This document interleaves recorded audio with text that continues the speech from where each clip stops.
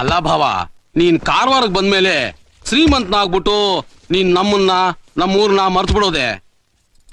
ನಾವೇ ಜ್ಞಾಪಿಸ್ಕೊಂಡ್ಬರ್ಬೇಕು. ಹೋಗ್ಲಿ, ಮುಂದಿನ ವಾರ ತೋಟದ ಮುನಿಯಪ್ಪನ ಮಾಡ್ತೀನಿ, ಇಬ್ರು ಒಟ್ಟಿಗೆ ಬಂದ್ಬಿಡಿ. ನೀನು ಮುನಿಯಪ್ಪನಾರ ಮಾಡು, ತಿಮ್ಮಮ್ಮನಾರು ಮಾಡು, ನಮ್ಗೆ ಬರಕ್ ಪುರ್ಸತ್ತಿಲ್ಲ.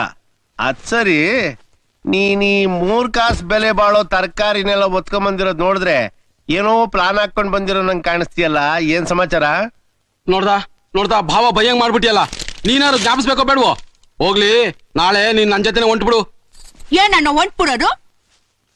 ನಾಯಿ ಕೂಗು ದೇವ್ಳಕ ಮುಟ್ಟುತ್ತಾ ಈ ವಯ್ಯನ್ ಕಟ್ಕೊಂಡಾಗಿಂದ ಈ ಮನೇಲೆ ಜೈಲಾಗ್ಬಿಟ್ಟೈತೆ. ನಂಗೆ ನಮ್ಮ ಅವನ್ ಕೂಡ ನೋಡಕ್ ಆಗ್ಲಿಲ್ಲ ನನ್ಗೆ. ಮುಚ್ಕೊಳಮ್ಮಿ ಬಾಯ, ಗಿರ್ಚ್ಬೇಡ. ನೋಡೋ, ಹೋಗಂಗಿದ್ರೆ ಎಲ್ಲಾ ಬಾಗ್ಲು ತೆಗೆದು ಬಿಡ್ತೀನಿ. ಹೊಂಟೋಯ್ತರು ತಲೆ ಮೇಲೆ ಮುಸ್ಕಾಕೊಂಡು. ತವ್ರ ಮನೆಗೆ ಹೋಗೋ ಬಸ್ ಯಾವ್ದು ಅಂತ ಗೊತ್ತೈತೇನೆ ನಿಂಗೆ? ನೋಡಯ್ಯೋ, ನಮ್ಮ ಮಾವನು ನಮ್ಮ ಮಣ್ಣು ಸೇರ್ಕೊಂಡು ಈ ಮಾಂಕಾಳಿನ ನನ್ನ ಕಟ್ ಮೋಸ ಮಾಡ್ಬಿಟ್ರು. ಇತ್ಲಾಗ ತೇರ್ಗೂ ಹೇಳಿಲ್ಲ, ಇತ್ಲಾಗ ನೀರ್ಗೂ ಇಳಿಲಿಲ್ಲ, ನಡುವೆ ಒಳ್ಳೆ ಮುಳ್ ಸಿಗಾಕೊಂಡಾಗ ಆಗ್ಬಿಟ್ಟದೆ. ಏನೋ ನಾನ್ ಮಾಡಿರೋ ಪುಣ್ಯ ಚೆನ್ನಾಗಿರೋ ಹೊತ್ತಿಗೆ ನನ್ಗೊಬ್ಬ ಒಳ್ಳೆ ಮಗ ಹುಡ್ದ ಅಷ್ಟೇ. ಅಯ್ಯ, ಅವನಾಕ್ ನಿಮ್ಮಗ ಆಗ್ತಾನೆ, ಅವನು ನನ್ ಮಗ. ಅವನ್ ಮುಖ ನೋಡ್ಕೊಂಡೆ ನೀವು ಬಾಯಿ ಬಂದಂಗಿಲ್ಲ ಅಂದ್ರು ಅನ್ಸ್ಕೊಂಡ್ ಸುಮ್ಕಿರೋದು ಗೊತ್ತಾ?